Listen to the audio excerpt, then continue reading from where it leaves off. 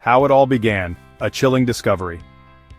On a sweltering summer evening in June 1989, the small, seemingly perfect American town of Riverside, Nebraska, was cloaked in the kind of uneasy silence that made even the hum of cicadas feel intrusive. Most of its 3,000-something residents were huddled inside, escaping the relentless heat with cold sweet tea and the comfort of ceiling fans. Little did they know, something sinister was festering in the shadows. It was about 9:45 p.m. when Officer Laura Hayes, a rookie cop barely a year into her job, and her seasoned partner, Sergeant Don O'Grady, responded to a strange complaint lodged by an older couple living at the edge of town. Their call was hesitant but insistent. A peculiar nauseating stench had been wafting from an abandoned old home, a colonial-style relic that had been vacant since the 70s after a mysterious fire consumed part of its upstairs. Reluctantly, the officers drove along the unpaved, dusty road that led out toward the edge of the woods. "You know," O'Grady muttered, tapping his worn dashboard, "places like this don't reek for no reason. Might be squatters, maybe kids messing around." A part of him wanted that to be true because the alternative, a dead animal carcass or something worse, likely meant pulling another hellish double shift. When they pulled up to Greystone Manor, a local moniker for the decaying house at 317 Oak Hollow Lane, a wave of uneasiness coursed through both of them. The house looked like something out of a cheap horror flick. Broken shutters dangling by a single hinge, tall grass swallowing the front porch's edges, and a faint drip-drip sound that Hayes couldn't yet place. As they approached the property, flashlights cutting through the dark, the stench hit with full force. Hayes clapped a hand over her nose and took a shallow breath. "Jesus, smells like a sewer back here." "Not sewer," O'Grady corrected grimly. "Smells like something dead."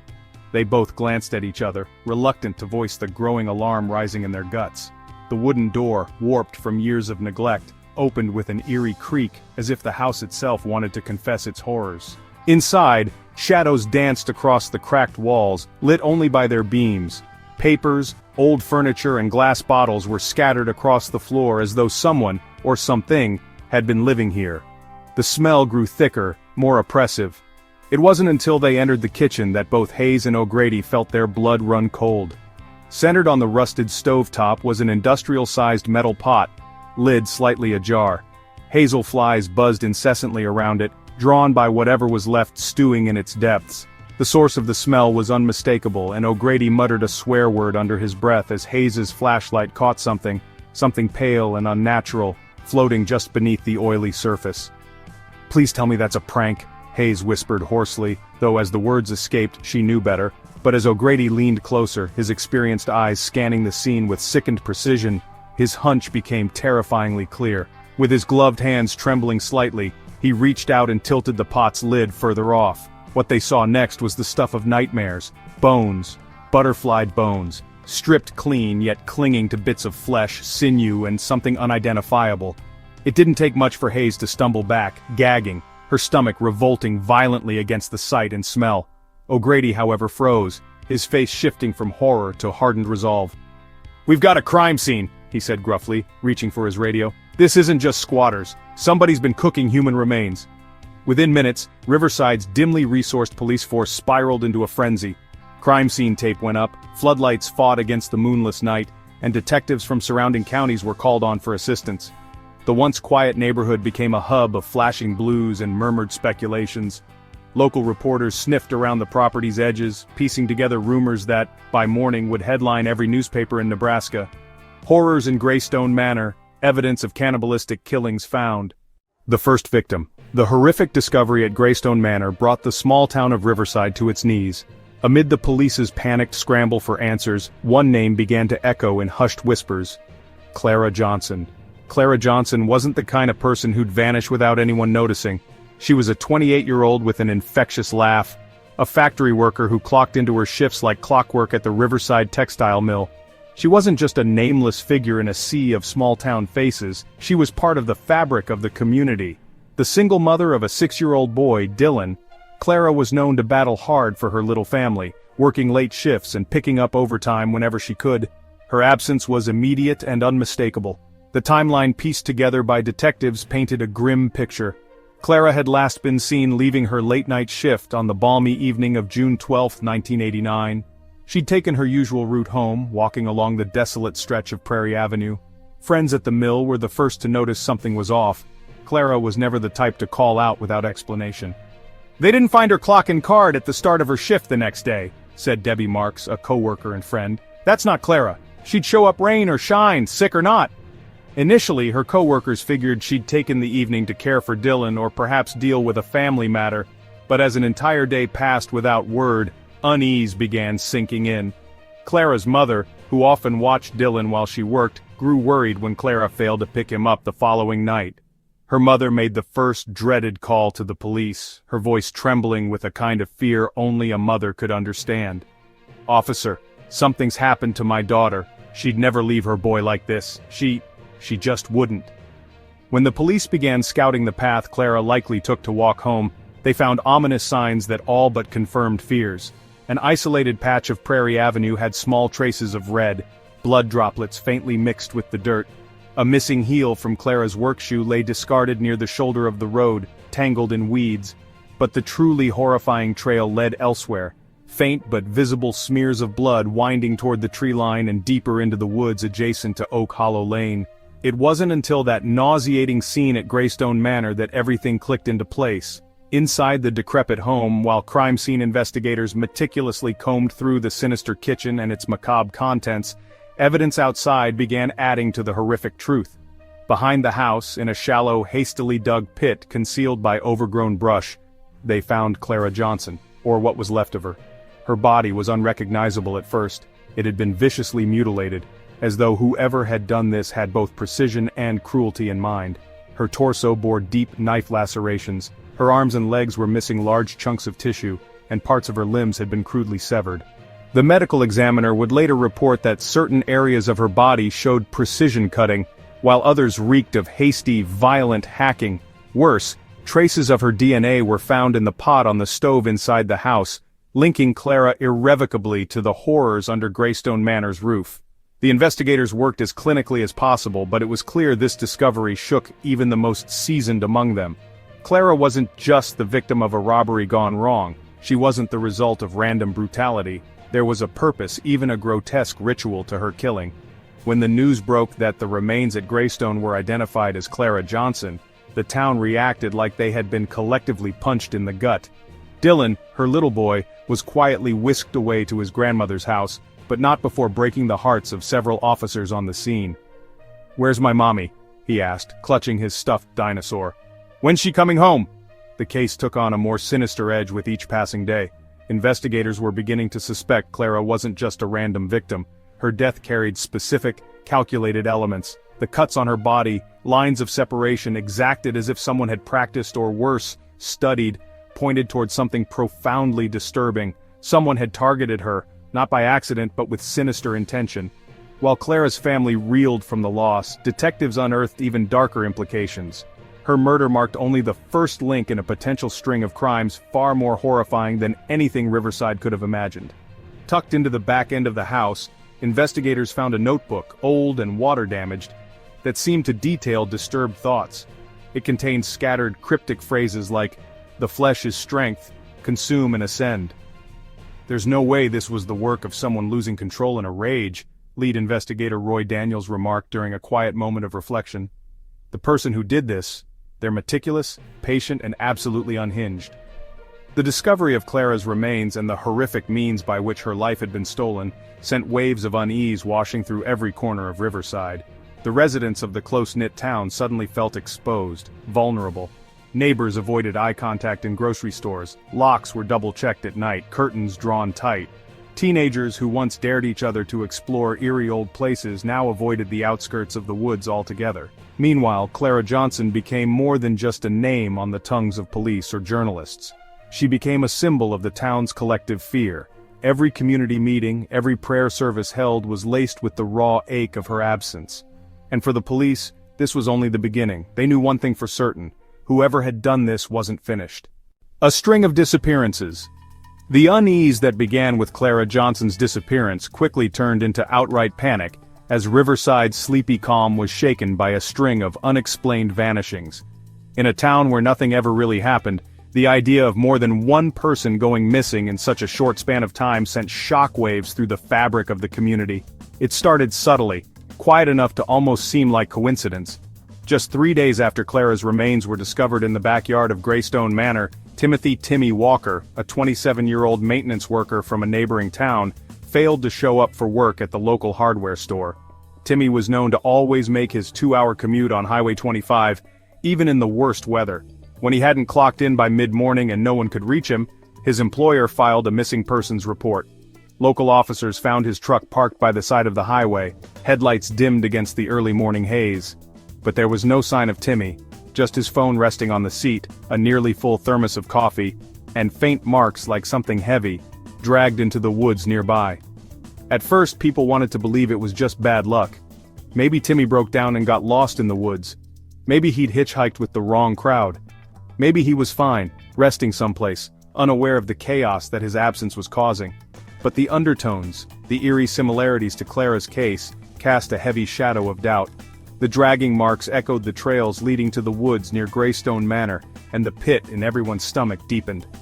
Days later, chatter picked up among workers in Riverside's late-night food industry. Kara Winston, a 33-year-old waitress who worked the midnight shift at Lou's Diner off Main Street, didn't show up to relieve her coworker one humid Thursday night. The diner was a 24/7 staple in a town that loved its late-night pancakes, and Kara was a regular fixture, yelling out orders in her raspy voice and slinging coffee like she owned the place. But instead of Kara clocking in just after sundown, her manager stepped outside for a cigarette break and found her car still in the parking lot. The driver's side door hung slightly ajar, keys dangling from the ignition, not unlike the truck they'd found on Highway 25. A cold chill crept through the room later that night when staff noticed a faint trail of blood spattered across the gravel in the far corner of the lot, disappearing at the overgrown edge of the woods. By now, whispers of something far darker began snaking their way through Riverside. Neighbors exchanged worried glances in grocery store aisles. Parents started switching out their evening errands for daylight trips. Teenagers who used to hang out along the town's fringes were no longer daring each other to explore after dark. People started casually mentioning new locks, floodlights, and guard dogs during church group meetings. "We're not imagining this, are we?" one of Kara's co-workers asked Sheriff Buckley during an impromptu visit to the diner. "Something's happening to these people, right? Like someone's taking them." The sheriff, a stoic man nearing retirement with more than 3 decades of small-town law enforcement under his belt, fumbled for a decisive answer. "There's no definitive evidence that these disappearances are related," he said, but even he didn't sound convinced. Before Riverside could recover from the shock, another disappearance struck dangerously close to the heart of the worried community. Megan Sloan, a new kindergarten teacher at Riverside Elementary School, didn't arrive to open her classroom one Friday morning. Megan was 26 and had moved to Riverside just 6 months ago, eager to escape the chaos of big city life and plant herself in an environment that felt safer, quieter. Her studio apartment near the town square bore no obvious signs of foul play, but her neighbor reported hearing unsettling noises the night before, the distinctive scrape of furniture being shoved, and what she could only describe as a muffled scream. Megan's purse was found tipped over on her doorstep later that morning, her phone, wallet, and house keys still inside. "Who the hell is doing this?" Sheriff Buckley's deputy Rick Hoffman muttered under his breath in the cramped briefing room at the station. "It's like they're picking people off at random." But that was precisely what made this so terrifying. It wasn't random. Patterns were emerging. All of the missing individuals were young to middle-aged adults, solitary when they vanished, often away from crowded or public spaces. Most lived or worked near isolated stretches of road or buildings edging the woods. And then there was the blood, the faint traces of it found at almost every scene. Not a lot, but enough to connect the dots in ways the police weren't quite ready to say out loud. Rumors began swirling that the disappearances were tied to Greystone Manor and its ghastly history. "Someone must have stirred up its ghosts," old-timers muttered in hushed voices at Peter's Hardware. "If it wasn't Clara, maybe Timmy or Kara or, hell, maybe somebody else went poking around where they weren't supposed to." As the summer days drifted by, the disappearances mounted.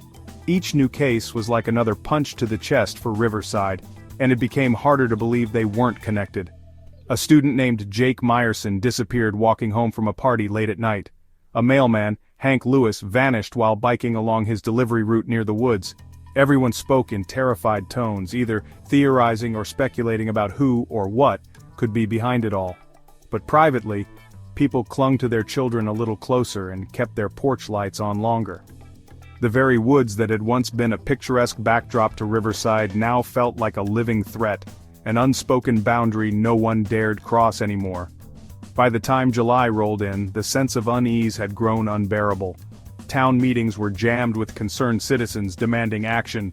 "This isn't just bad luck!" shouted Christine Albright, mother of a high school senior, who refused to let her son leave the house at night. "We need to find out who's doing this, and we need to find out now!" For Sheriff Buckley, the chilling realization began to sink in. This wasn't just a string of unrelated crimes, it was a pattern, one barely clinging together by a series of weak clues and faint blood trails. Worst of all, it wasn't over yet. The haunting crime scenes. To the residents of Riverside, the abandoned Greystone Manor had always held an aura of foreboding. Its peeling paint, sagging porch, and broken windows felt like an open wound in an otherwise picturesque, quiet town. But what the investigators discovered within its crumbling walls elevated the house from an everyday eyesore to something far darker, a breeding ground for nightmares. When detectives returned to the manor for further investigation, they were met with a silence so deafening it felt like the house was holding its breath. The sticky heat of the Nebraska summer clung to their skin as they stepped inside, flashlights cutting long, crawling shadows across the warped wooden floors. It wasn't just the smell that struck them this time, it was the sheer oppressive weight of the place, as though it was alive and bearing witness to every horrifying act that had taken place within its walls. The kitchen had been the epicenter of the original discovery. The pot of human remains had already become a symbol of the horror, but this time their attention shifted deeper into the house. Just off the living room, they found a basement door that O'Grady, the seasoned cop from the original scene, swore hadn't been opened before. The door hung slightly ajar now, revealing a steep stairwell leading downward.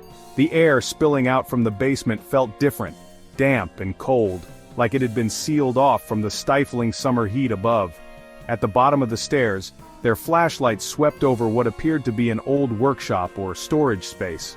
The walls were lined with rusting tools, hacksaws, butcher's knives, and other long-forgotten implements now mottled with brown stains that no one wanted to touch before testing. In the center of the room sat a wooden table, and on it lay a set of heavy-duty restraints bolted into the surface. The table itself was pitted and scored as if someone, or something, fought violently against whatever had happened upon its surface. Nearby, bottles filled with an unidentifiable reddish liquid were lined up neatly on an old shelf. A faint, nauseating metallic smell invaded every corner of the cramped space. "What the hell happened down here?" one officer muttered under his breath, making the sign of the cross as his flashlight caught the walls.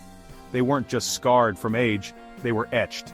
Strange, almost runic symbols had been carved deeply into the plaster, as if someone had spent hours, days, months, painstakingly creating them. Interspersed among the symbols were crude sketches, almost like child's drawings but grotesque in nature. Stick figures with exaggerated heads, jagged triangles with what appeared to be teeth, human-like shapes shackled to circles. Meanwhile, across the property line in what was once the backyard, another team of investigators was uncovering more unsettling truths. Shallow pits began to emerge as they combed the overgrown brush, areas disturbed by the shifting of earth and the invasive roots of opportunistic weeds. What they found buried in those pits silenced even the most hardened members of the forensics crew.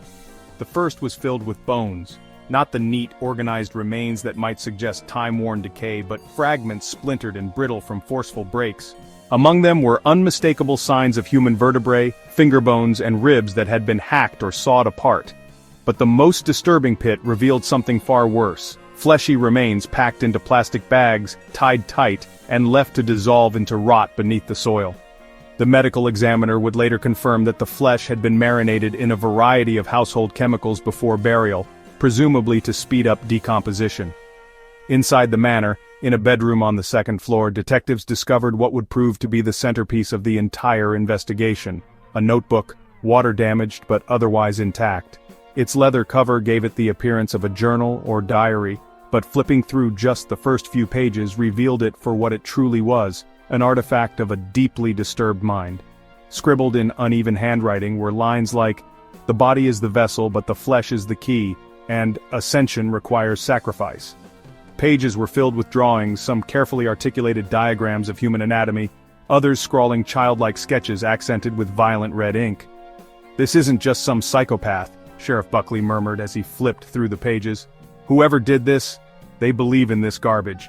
There's a logic to it, twisted as it is." But the revelations didn't end there. In a hidden attic crawlspace, investigators pulled out stained tarps containing more horrific trophies, jewelry, shoes, small trinkets, all presumably belonging to the victims. It painted an unmistakable pattern. These weren't random crimes. Each object pointed to careful planning, deliberate selection. This killer wasn't acting on impulse. This was ritual. Adding to the chill, luminol tests revealed blood spatter that couldn't be seen with the naked eye, on the walls, the floors, even the ceiling. Unlike the blood trails leading to Greystone Manor, this scene spoke of a methodical kind of violence. The blood didn't suggest rage but precision, calculated cutting, controlled movements. Someone had spent hours here taking care to leave no evidence, all while carrying out unspeakable acts. As more forensic evidence stacked up, the townspeople's worst fears were becoming harder to ignore.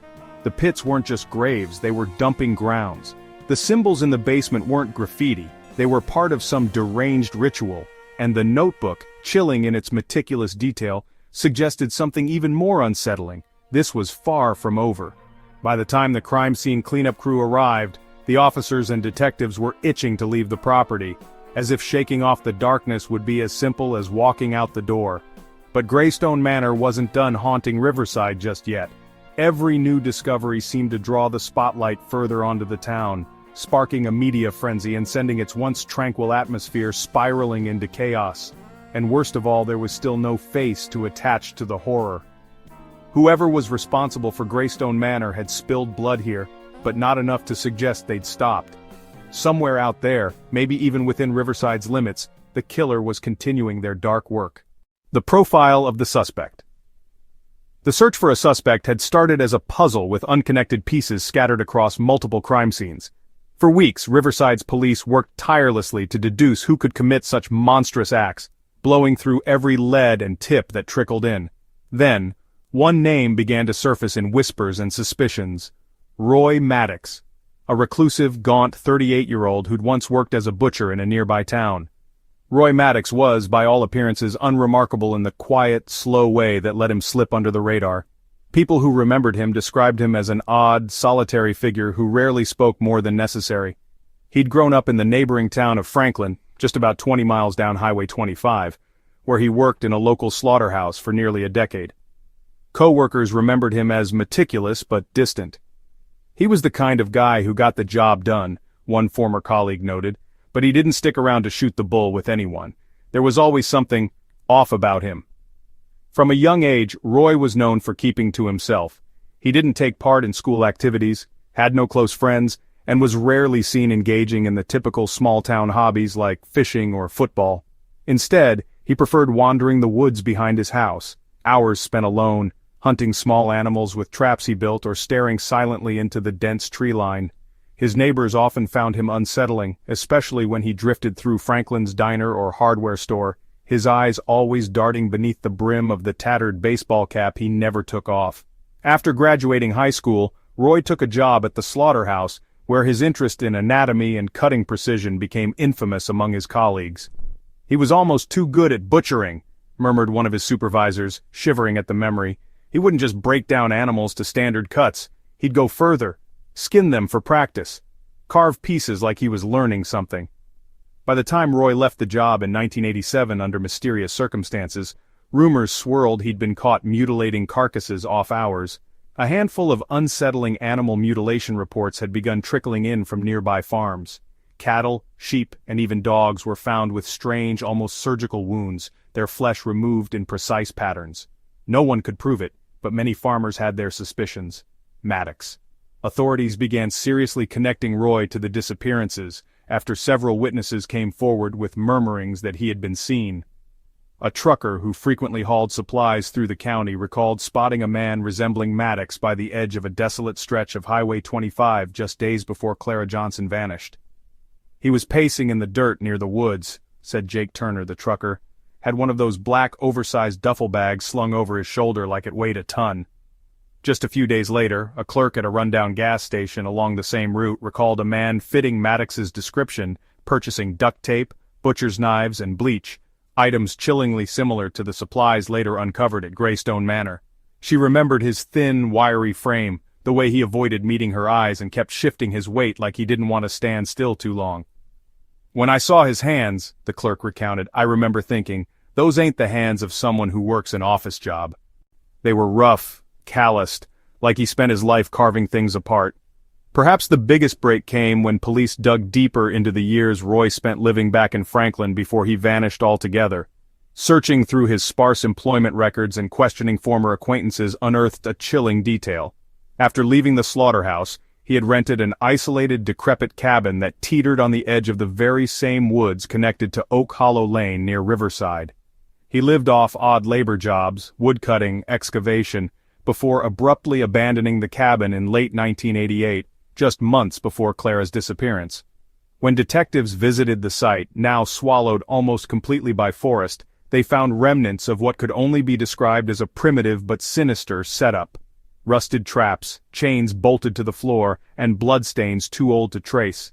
It felt like a prototype before the horrors of Greystone Manor, but perhaps the most unnerving layer of Roy Maddox's profile was his obsession with strength.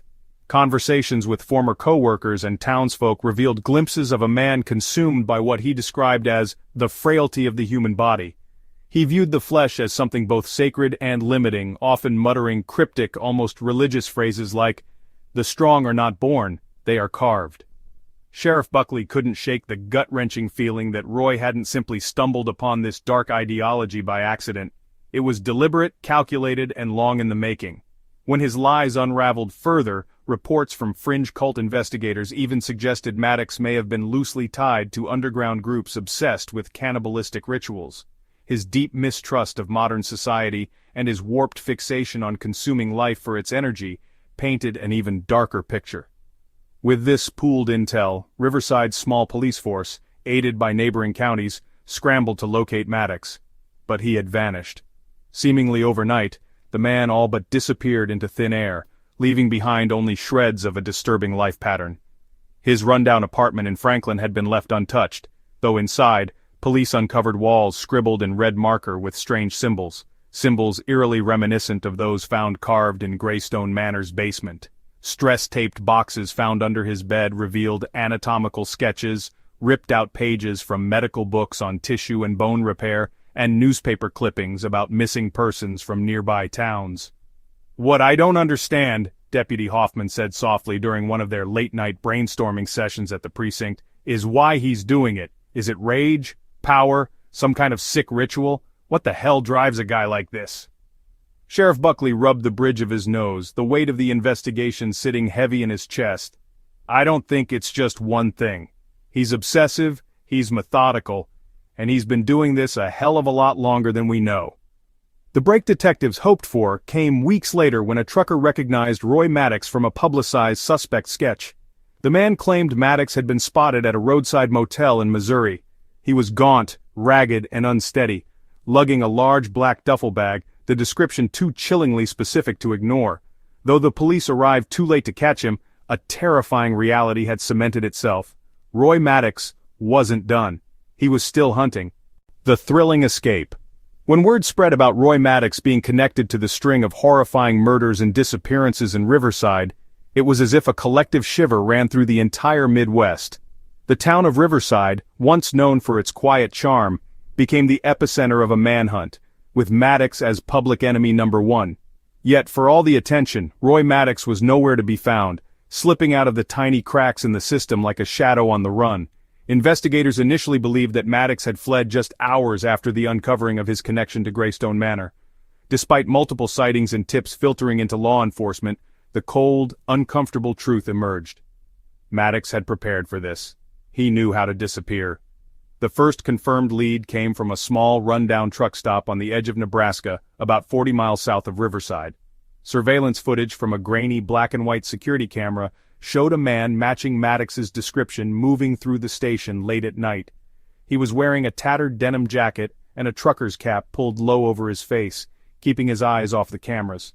Witnesses reported him paying with cash, purchasing a cheap burner phone, duct tape, and a week's worth of canned food. Then, just as quickly as he had arrived, Maddox was gone, slipping behind the wheel of a rusty, unidentifiable pickup truck and merging with the endless rows of freight-hauling semis barreling down the highway under the cover of darkness. "He's a ghost," muttered Deputy Rick Hoffman, sitting at his desk in Riverside Station, his frustration barely contained. This guy knew exactly what he was doing. He's done running before. Sheriff Buckley nodded grimly, standing by the map now layered with color-coded pins tracking Maddox's possible movements. They all pointed west, into Kansas. The second clue came days later, a smoldering fire reported at an abandoned hunting cabin tucked in the heart of Kansas farmland.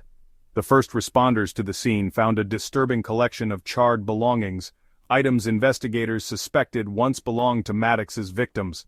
A watch, partially melted, lay among scraps of clothing that hadn't been reduced to ash.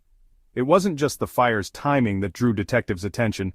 Scattered just outside the front door, laid out as if deliberately placed, were empty cans of gasoline and chemical containers. "He's covering his tracks," Officer Laura Hayes concluded while scanning the scene. "Burns everything, every trace."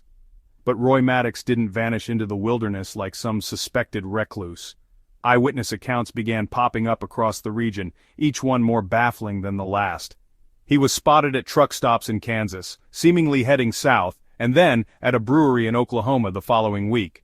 A frantic call to local police from a retired couple in a Missouri rest stop reported seeing a gaunt man rifling through their open truck bed late one evening.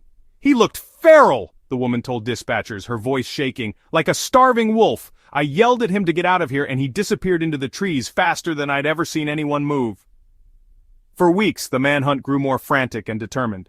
With Maddox's face plastered across every county stoplight and his profile filling news segments nationwide, law enforcement agencies along the Midwest's key interstate corridors worked round the clock to track down every tip. Alongside their efforts, the FBI had officially entered the case. "He won't run forever," declared Special Agent Samantha Crane during an all-hands meeting in Wichita, Kansas, where collaborations between state lines took center stage. "Sooner or later, his pattern will give him away. Men like Maddox have routines, they have their rituals. He's not hiding, he's hunting." And hunting, it seemed, was exactly what Roy Maddox had been doing. As September arrived, Maddox left a trail of brutal violence in his wake, though far more clandestine than the carnage of Greystone Manor. In a wooded outskirt on the Missouri-Arkansas border, a deer hunter stumbled upon a bizarre campsite. No tent, no real supplies, just evidence of a single man sleeping rough in a makeshift shelter.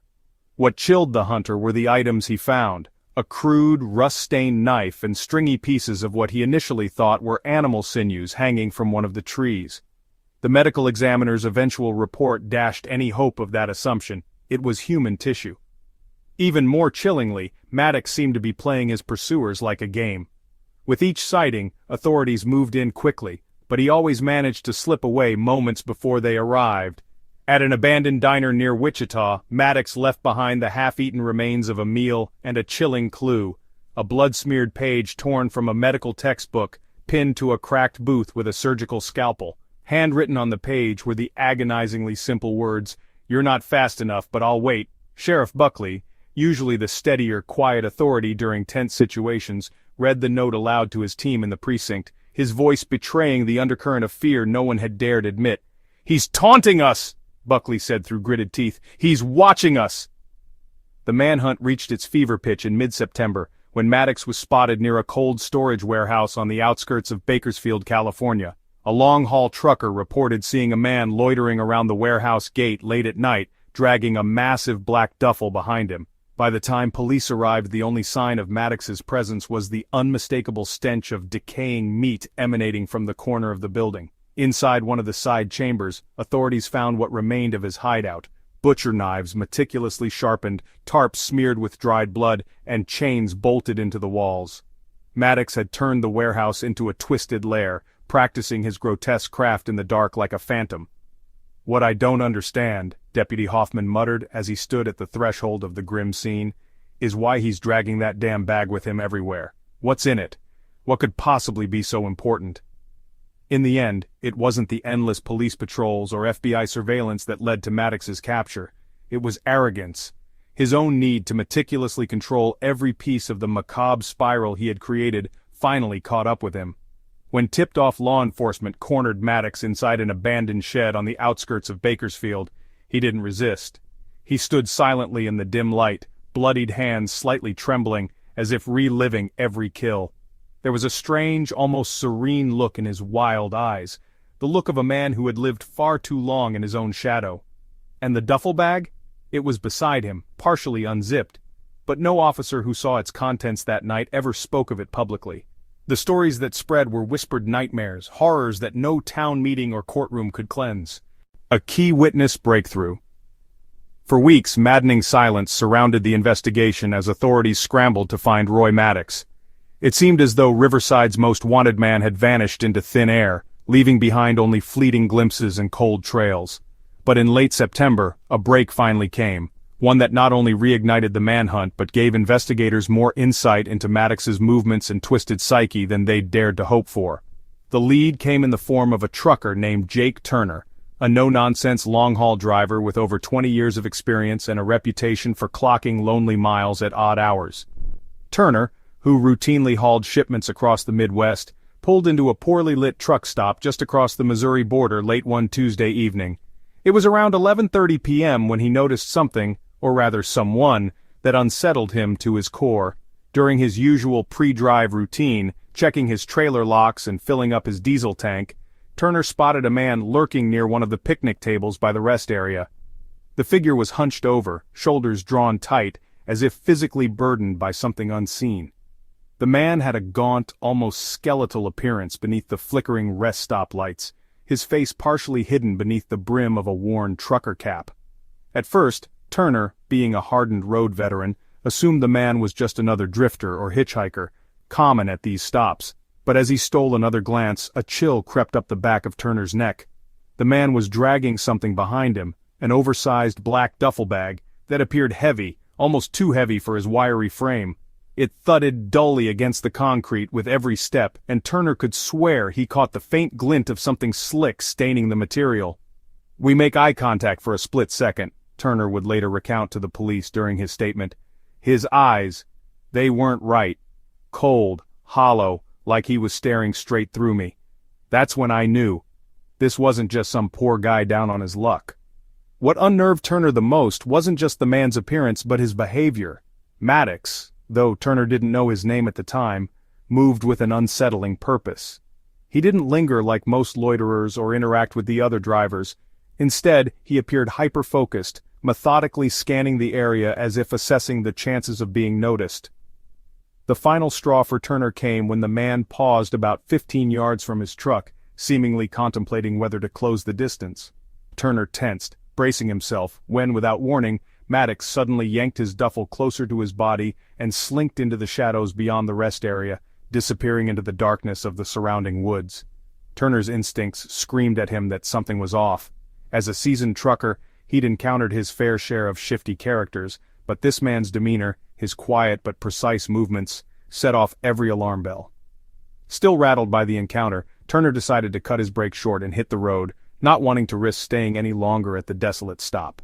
He didn't file his report immediately. Like many in his profession, Turner prided himself on minding his own business unless something directly involved him. But 2 days later, while catching the tail end of an evening news update, his stomach dropped. A sketch of Roy Maddox flashed across the screen as part of the ongoing coverage of the Greystone Manor murders. The emaciated features, the cap shading his lifeless eyes, it was the same man Turner had seen. "That's when I knew," Turner said, his voice steady but grave during his interview with local authorities. "The guy dragging that bag, it wasn't full of clothes. I don't want to imagine what was inside, but I know it wasn't anything good." Turner wasted no time contacting the police, recounting every detail he could recall from that night. The location, the time, even the man's gait as he struggled with his burden. Most chilling, however, was Turner's description of the duffel bag itself, a large, battered piece with faint smears of a dark liquid he instinctively knew wasn't water. "You ever seen something so wrong that your gut just won't let you shake it, no matter how much you tell yourself to look away? That's how it felt." The tip sent shockwaves through the investigation team. Deputy Rick Hoffman was the first to analyze Turner's statement, his jaw tightening as he realized what it suggested. "He's not just moving, he's carrying something. Maybe trophies, maybe evidence, hell, maybe worse." Sheriff Buckley was equally grave. "A man like this doesn't take unnecessary risks," he said during the debrief. If he's dragging that bag into the middle of nowhere, it's because whatever's inside either ties him to the crime or keeps him anchored to it. It's not something he's willing to leave behind. The truck stop, located just off a lightly patrolled stretch of Interstate 44, was exactly the kind of place Maddox could pass through unnoticed. Surveillance cameras were scarce, and the area's isolation allowed him to linger without raising too much suspicion, unless of course he crossed paths with someone as observant as Jake Turner. With the new lead, authorities mobilized quickly. A team was dispatched to comb the surrounding woods where Maddox had disappeared, while the FBI expanded their watch along all nearby highways. Though nothing definitive was found at the rest stop, Turner's detailed description of Maddox's behavior added a crucial piece to the puzzle. The bag, its presence and Maddox's fixation on keeping it close, hinted at its horrific significance. Had he been carrying remnants of past victims, tools he needed for his gruesome rituals? Or was it something even more terrifying, proof that he hadn't abandoned his sickening work despite being on the run? "Whatever's in that bag holds the key," declared Agent Samantha Crane, who had been briefed along with the task force. "It's his Achilles heel, and it's going to lead us straight to him." The information provided by Turner not only revitalized the investigation but also painted a clearer picture of Maddox's mindset. Here was a man who had honed the art of hiding in plain sight, blending into the backdrop of America's sprawling highways and forgotten pockets of land. Yet despite his expertise, the encounter at the truck stop revealed one critical flaw. Maddox wasn't invincible. He was human, operating on instinct and paranoia, and under the right conditions, his carefully spun web could be unraveled. As Turner's testimony circulated among law enforcement, tips began flooding in from other truckers and travelers who claimed to have seen a similar man with a duffel bag in neighboring states. Maddox was moving, and now the net was closing in. Panic reaches its peak. By the time September rolled around, the once quiet town of Riverside felt like a powder keg ready to explode. Each horrifying discovery and chilling piece of evidence dug up in connection to Roy Maddox had sent waves of terror through the tight-knit community. What began as whispered rumors about disappearances near Greystone Manor had escalated into full-blown panic. The town, once defined by its tranquil charm, now existed under a suffocating cloud of fear. The discovery of remains at Maddox's abandoned hunting cabin in Missouri shattered any lingering hope that the nightmare might be confined to Riverside. Forensic evidence suggested that 3 other potential victims had been murdered there, their remains left to decompose in the surrounding woods.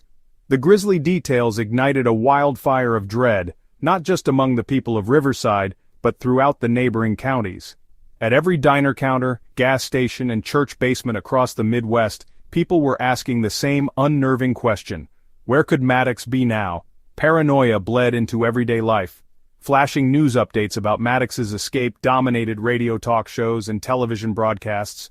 Grim photos of Greystone Manor and the grotesque crime scenes splashed across the front pages of newspapers from Nebraska to Missouri.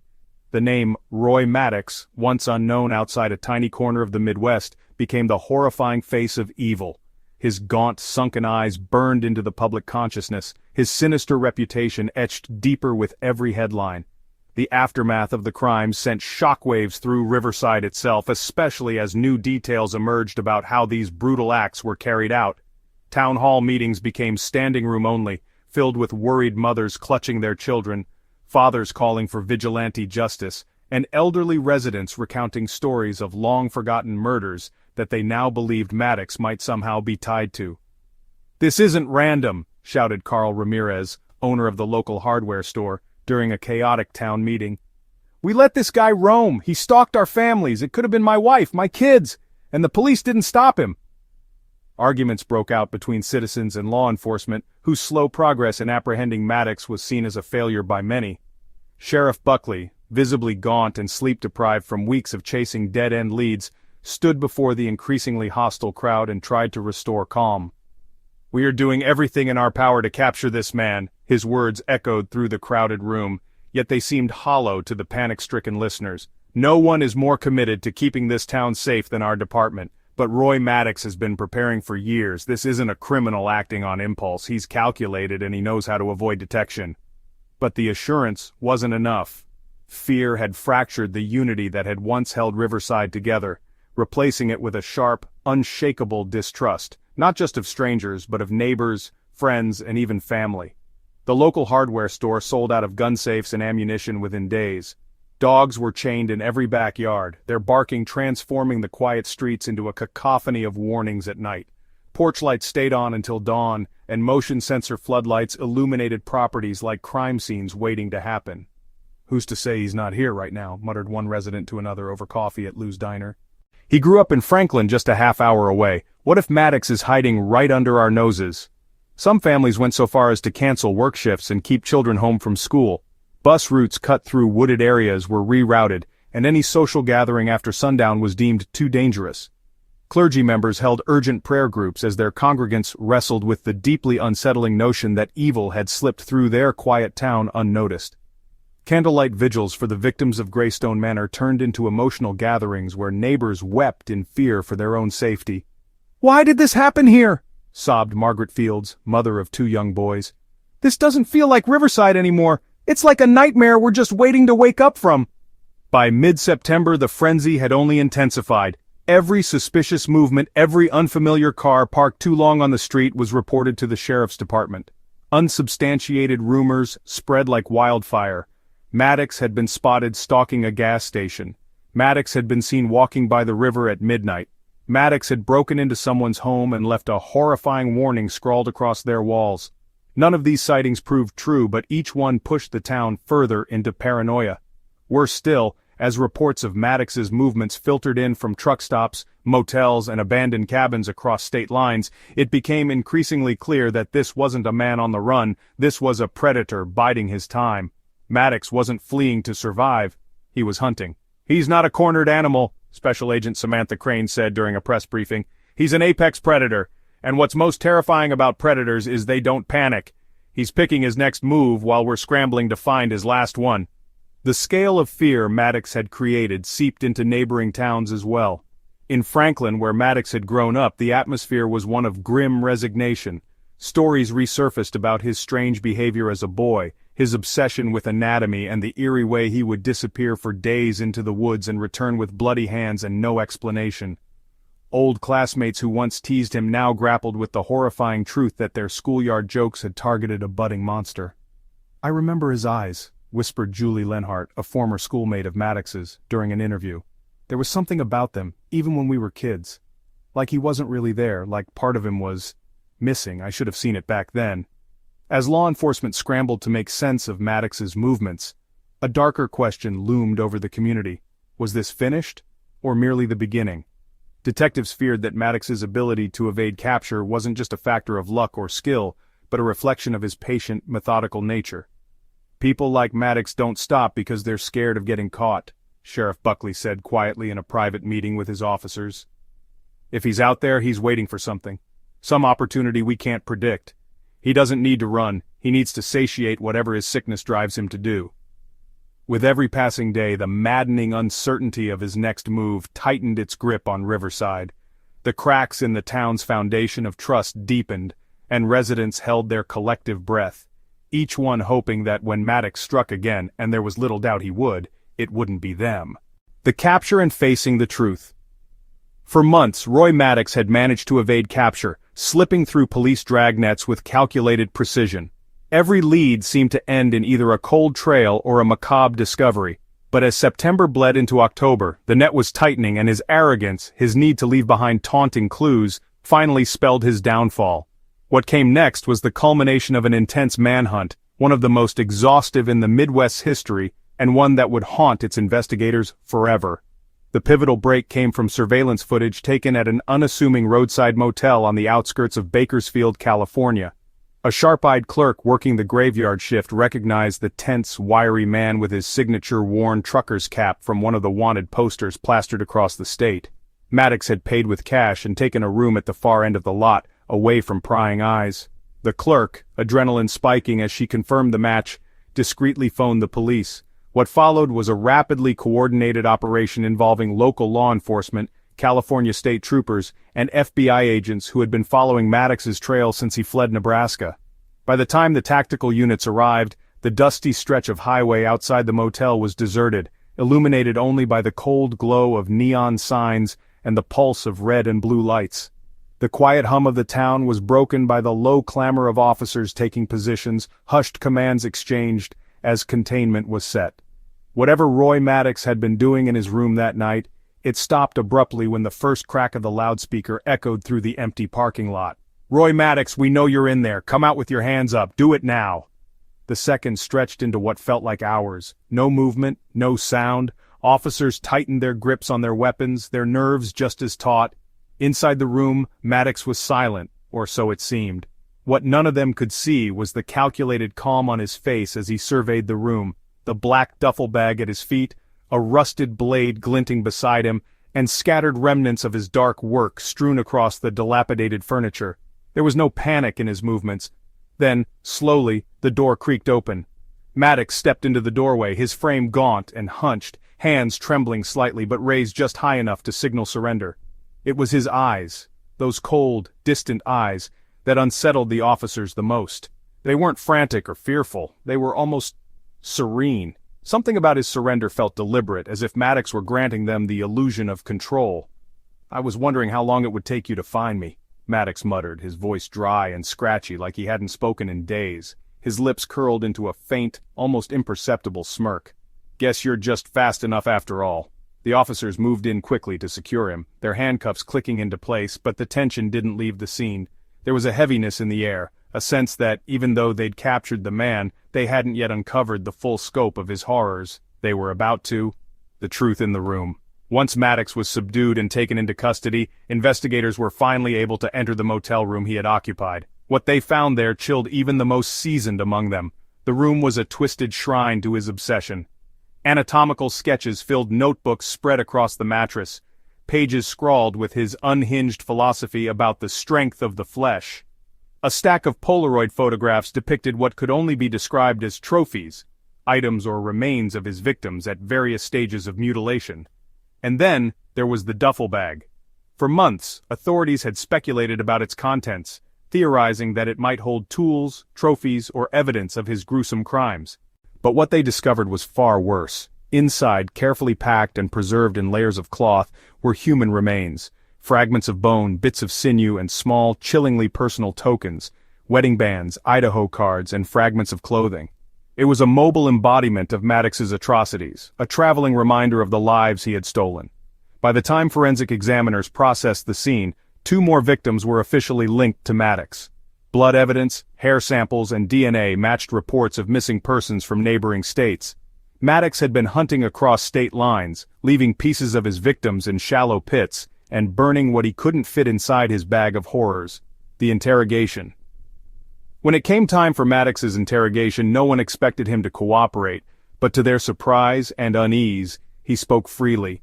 Sitting in the dimly lit room, his face hollowed out by exhaustion, Maddox almost seemed eager to recount his twisted ideology. "I wasn't running," he said, his voice eerily calm, an unsettling contrast to the depravity of his actions. "You think I was running from you? I've been watching you chase me like mice in a maze. You're all so slow." He paused, leaning forward slightly, his handcuffs clinking against the steel table. "The flesh. That's what you don't understand. The flesh is everything. It's our prison, and it's our liberation." The detectives listened in stunned silence as Maddox elaborated on his beliefs, claiming that the consumption of flesh, human flesh, granted him strength. He spoke of rituals, of targeting individuals he believed embodied weakness, and of his attempts to transcend. Each word was a knife twisting deeper into the stomachs of those in the room. "You're monsters," one detective finally spat, his voice trembling with a mix of rage and disgust. Maddox's only response was a crooked grin, confronted with humanity. Despite his confidence, Maddox's calm demeanor cracked when confronted with the faces of his victims. Investigators laid out photos of the 8 people confirmed to have died at his hands.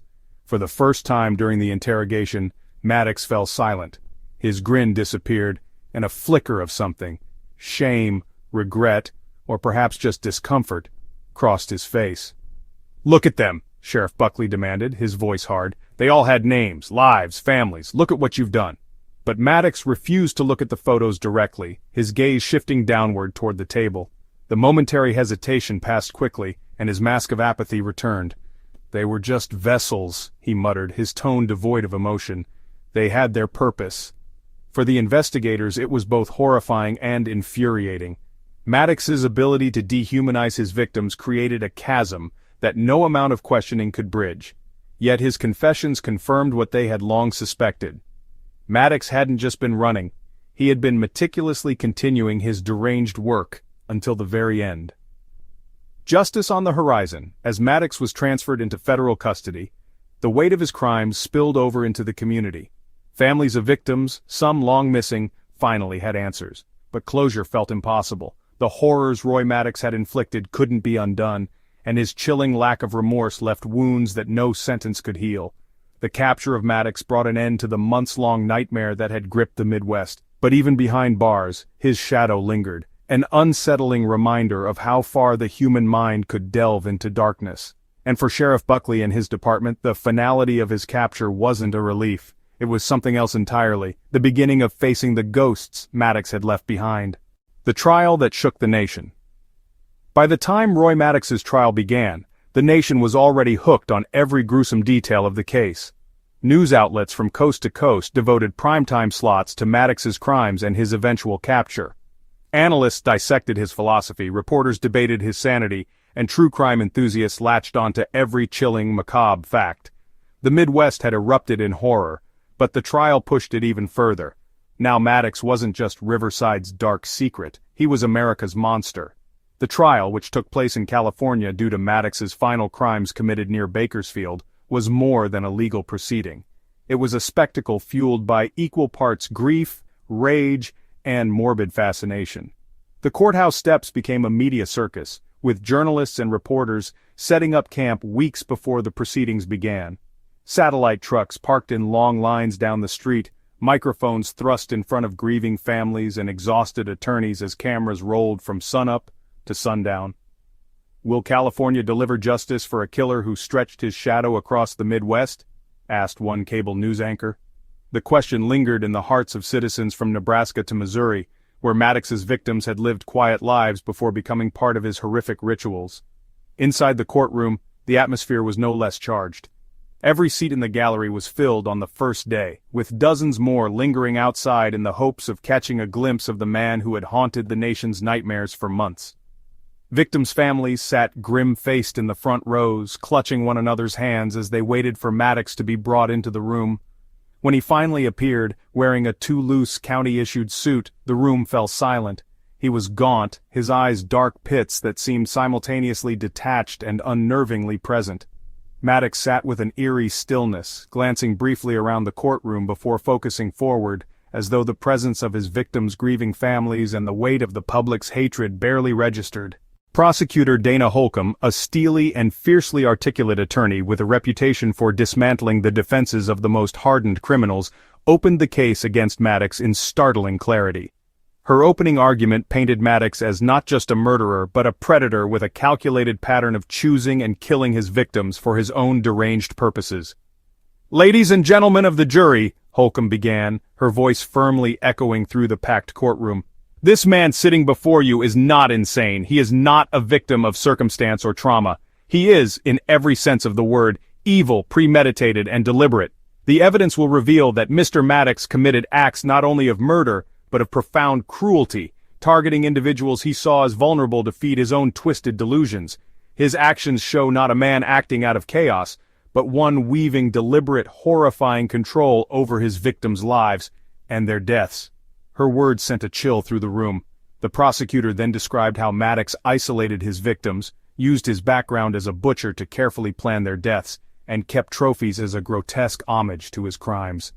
The courtroom gasped audibly when Holcomb held up one of Maddox's preserved notebooks, showing the jury pages scrawled with chilling phrases like, "The flesh must bleed for strength," accompanied by grotesque anatomical sketches. The defense's grip on insanity. The defense team, however, leaned aggressively into an insanity plea, which many legal pundits had expected. Maddox's lead attorney, a well-known public defender named Charles Melvin, argued that his client was the product of years of untreated psychological illness. Maddox, he claimed, had lost touch with reality and was incapable of fully understanding the consequences of his actions. "He is insane," said Melvin during his opening arguments, pacing confidently before the jury. Mr. Maddox's writings, his behaviors, his obsessions, All of it speaks to a man unmoored from the thread of human understanding. He believed in his delusions. He believed he was transcending mortal limitations through acts we all regard as unspeakable. He wasn't hiding from justice, he was hiding from demons that lived in his mind. The defense relied heavily on psychiatric evaluations, calling several expert witnesses to testify to Maddox's deteriorated mental state. One psychologist, Dr. Lenore Fields, recounted gripping testimony about Maddox's disorganized thought patterns and extreme detachment from human emotion. Maddox doesn't experience empathy the way most of us do, Fields said from the witness stand. He views human beings as vessels, objects to achieve his own goals. But this isn't driven merely by malice, it's delusion. He believes he can steal energy from his victims, that consuming them grants him power. It's deeply irrational and profoundly dangerous.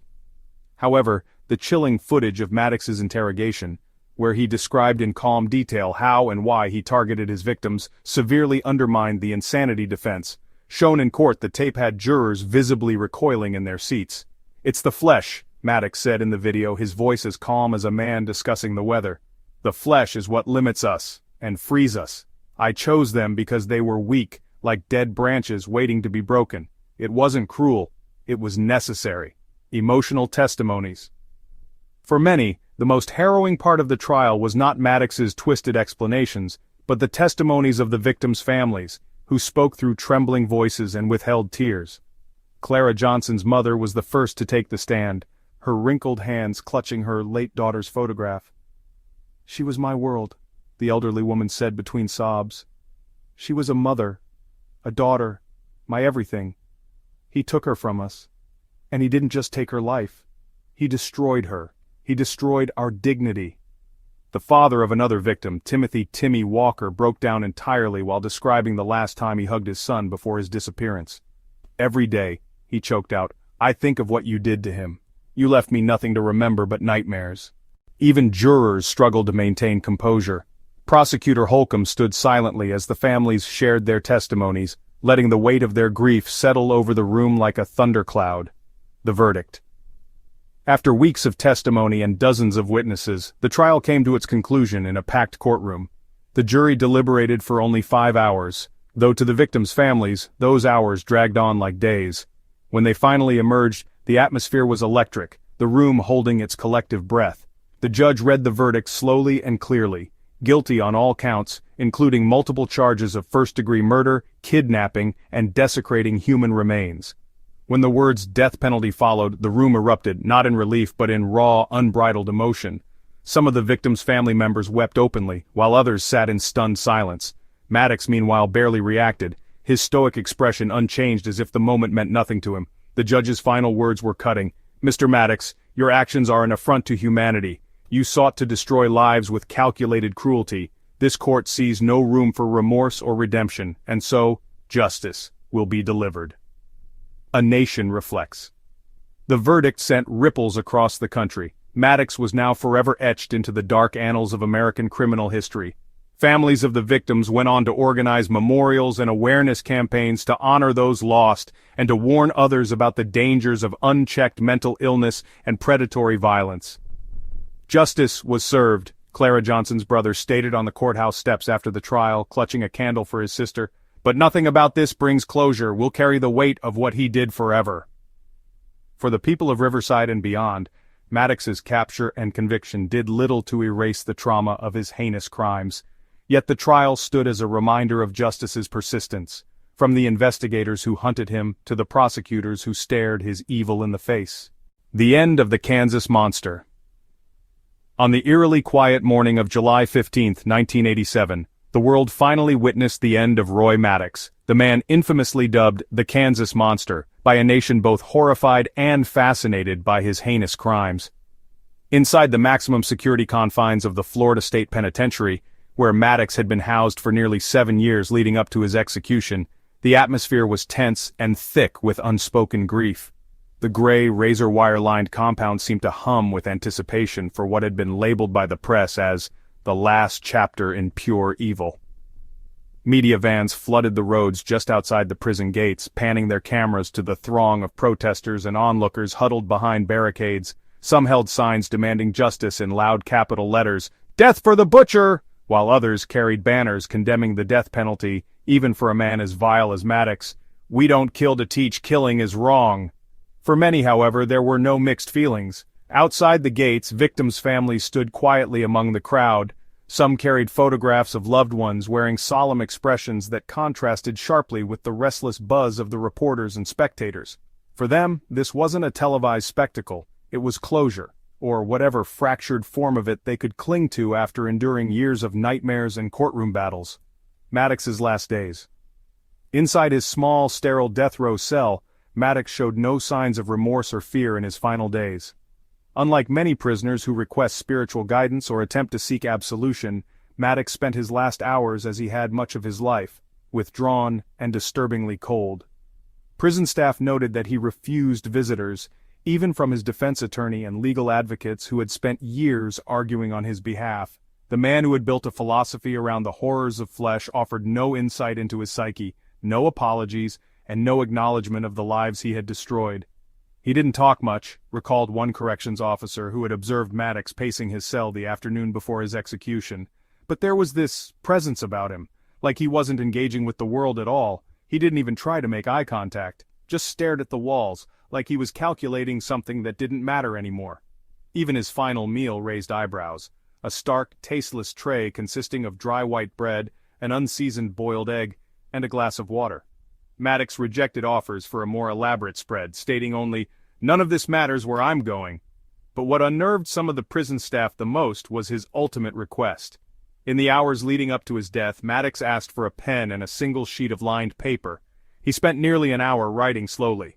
When the page was retrieved, his handwriting was almost illegible, chaotic and scrawled across the paper in frantic lines, but what could be deciphered sent a chill through those who saw it. The message read, "You break the flesh, but the shadows remain. I'll wait for you there."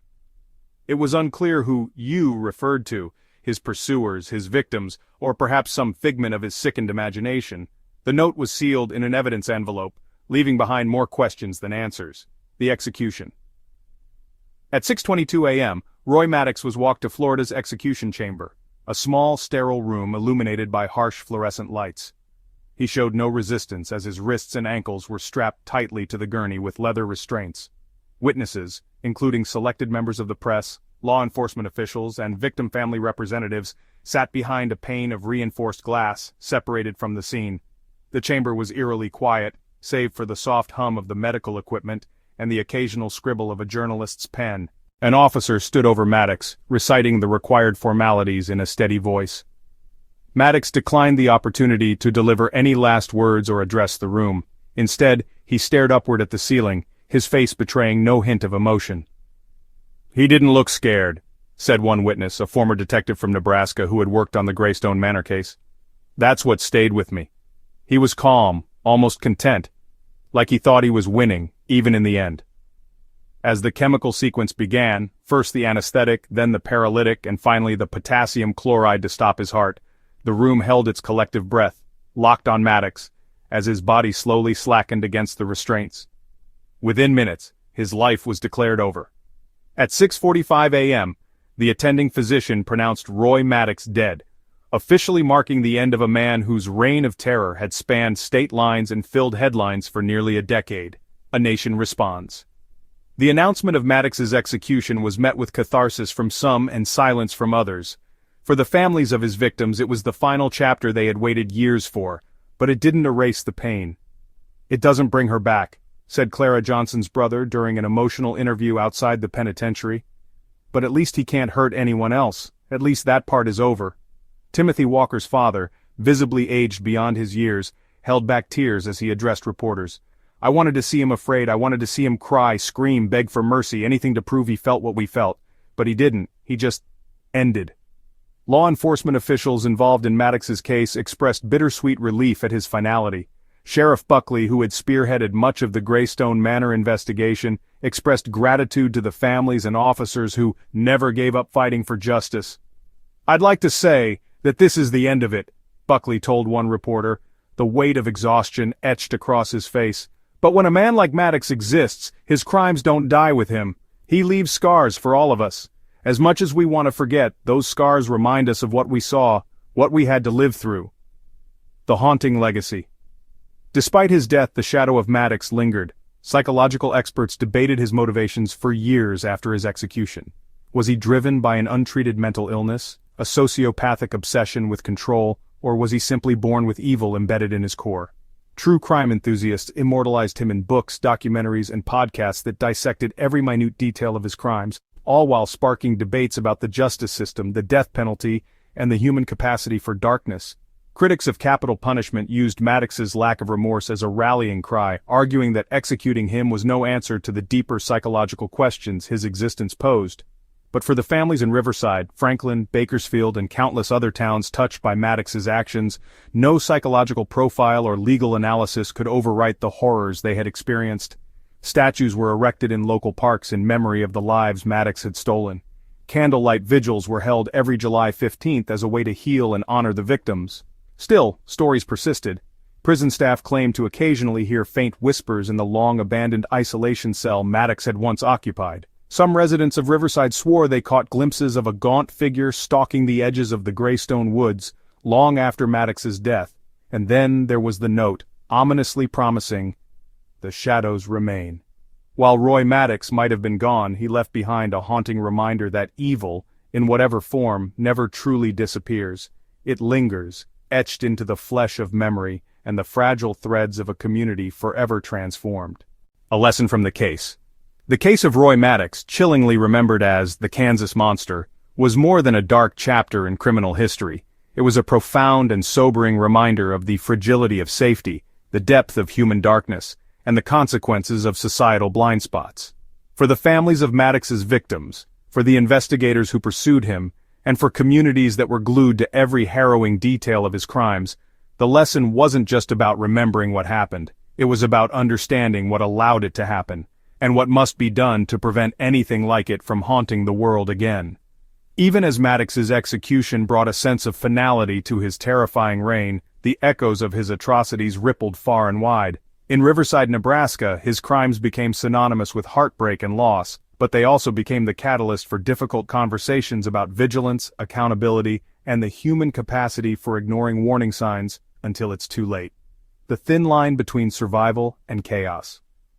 When you think of towns like Riverside or Franklin, small, close-knit communities with little crime and even fewer reasons to lock your doors at night, a man like Roy Maddox is an anomaly. He creeps in through the cracks of trust that exist in every modest, unsuspecting town, waiting to exploit the blind spots where no one believes unspeakable evil can thrive. How could someone like Maddox live among them for years without being noticed? How could his strange obsessions, his monstrous ideology, and his growing violence go unchecked until it was too late? These questions haunted everyone who followed the case, and the answers were as unsettling as the crimes themselves. It wasn't that Maddox wasn't seen, it was that no one knew what to look for, or was willing to believe that something so evil could grow in their community. Neighbors remembered him as quiet, odd, and to himself. Teachers recalled a boy who sketched gruesome images in the margins of his homework, but didn't cause trouble in class. Co-workers from the slaughterhouse described him as distant but skilled, someone who knew his way around a knife but just didn't fit socially. These were red flags rippling under the surface, but because they didn't present immediate threats, they were tucked away in the corners of polite small-town life.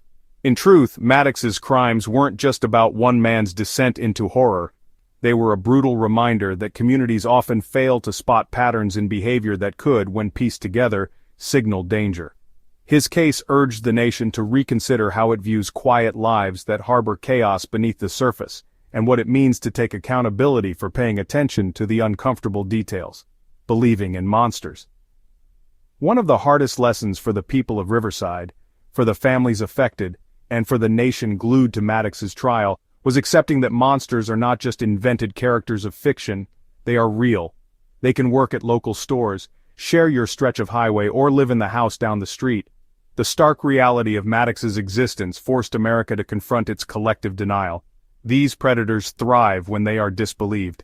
Stephen Albright, a father who had kept his children locked indoors throughout the height of the Maddox manhunt, reflected bitterly during a town hall after the trial. "You don't want to think something like this can happen here. You tell yourself it's rare, an outlier, something that happens in the cities or to other towns, other families, but that's the lie we tell ourselves, isn't it? The truth is it can happen anywhere. The monster's already here, you just don't know it yet. To that end, Maddox's case forced a crucial but difficult realization. Safety is not a permanent state. It is a careful and precarious balance that requires vigilance from everyone, not just police or community leaders, but average neighbors, parents, teachers, and friends. It required acknowledging that sometimes the most familiar faces could hide the darkest truths. Failing the vulnerable. Perhaps one of the most heartbreaking aspects of Maddox's crimes was how he so carefully sought out and targeted vulnerable individuals. Clara Johnson, a single mother struggling to make ends meet; Timothy Walker, a maintenance worker who traveled alone; Kara Winston, a waitress who worked late shifts at an isolated diner. Maddox's victims weren't chosen at random. He saw their isolation, their solitary routines, and their lack of immediate protection, and he exploited it with terrifying precision. For victim advocates, this case emphasized not just the warning signs of predators, but the systemic gaps that allow predators to succeed. Lack of community connection, an inability to properly vet dangerous behaviors, and societal isolation made Maddox's crimes possible. Riverside, like many towns, operated on an assumption of simple, neighborly goodwill, the notion that bad things don't happen here. That belief blinded residents to the risks inherent in a world where trust and silence were too often abused. In the aftermath, activists pushed for reforms in how small communities engage with their most vulnerable. Neighborhood watch programs were restructured to include outreach to solitary individuals. Local schools increased funding for counselors who could spot and intervene with troubled students. Training programs for law enforcement began incorporating classes on recognizing behavioral patterns that could escalate into predatory violence. These were steps forward, but for some, they felt like futile efforts, fixes that came too late for families like Clara's and Timothy's. "It's the quiet people no one sees that Maddox preyed on," one activist said during a memorial vigil. "And it's those same quiet people we need to keep seeing if we're ever going to stop another Maddox from slipping through the cracks." The shadows remain. Even with Maddox gone, his crimes left a legacy that was impossible to ignore. Forensic psychologists analyzed his motivations endlessly. Was he the product of trauma, biology, or pure analytical evil? Documentarians questioned former neighbors and co-workers about what more could have been done to intervene early. Podcasts debated whether a man like Maddox could ever truly have been stopped, or if men like him are simply inevitable. For Riverside, though, the shadows weren't hypothetical. They lingered, haunting the edges of Greystone Manor, creeping into the hearts of parents when their children didn't come home on time, and settling into every conversation about safety and prevention.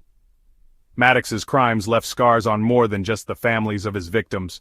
They fractured the collective trust of an entire region, a wound that no amount of time seemed able to heal. Every July 15th, the anniversary of Maddox's execution, candlelight vigils were held in Riverside Central Park. Townsfolk gathered to honor the lives lost, to speak their names, to demand they be remembered as more than Maddox's victims. But even in that hopeful unity, there was an undercurrent of fear, an acknowledgement that evil, though rare, never truly disappears. As one vigil attendee bluntly stated, "Maddox might be gone, but the lesson is, he'll never really leave. A piece of him is in every shadow, every latch we double-check at night." Moving forward, together. If there was anything resembling hope in the wake of Maddox's trial, it was the renewed effort by communities to assemble closer ties, to check in on the quiet neighbors and the people who seemed too odd or too distant to bother with before.